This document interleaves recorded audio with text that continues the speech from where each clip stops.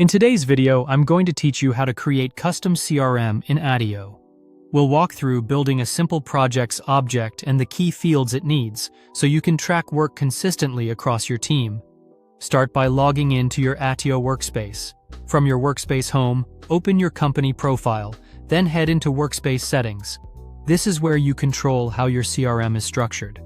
In the Settings sidebar, go to Data, then choose Objects. Objects are the top-level record types in Attio. Think of them as the building blocks of your CRM. Click New Custom Object.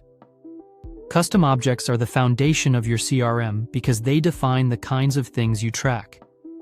For example, if you manage project work, you'll want a project's object. Enter a clear plural noun and singular noun, for example, projects and project.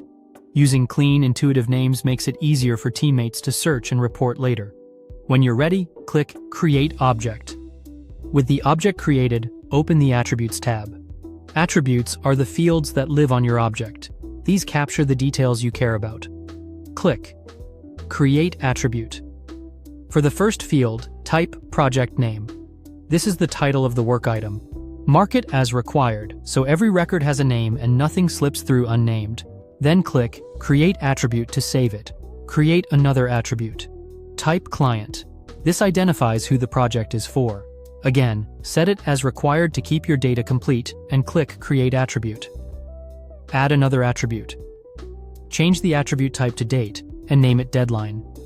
Choosing Date tells Attio how to store and filter this field, enabling timelines, reminders, and date-based views. Mark it as required and create the attribute. Add another attribute and name it Budget. Set the attribute type to Number.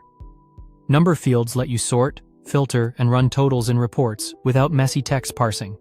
Mark it as required and create the attribute. Add one more attribute and name it Status. This will help you quickly see progress at a glance.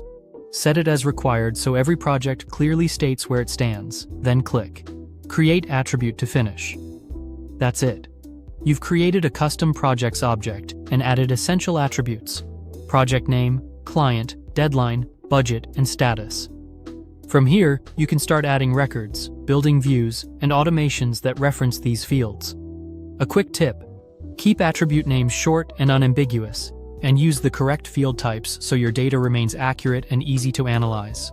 By standardizing required fields, you'll ensure consistent inputs and more reliable reporting across your CRM. Thanks for watching. If this was helpful and you want more step-by-step guides like this, subscribe for more.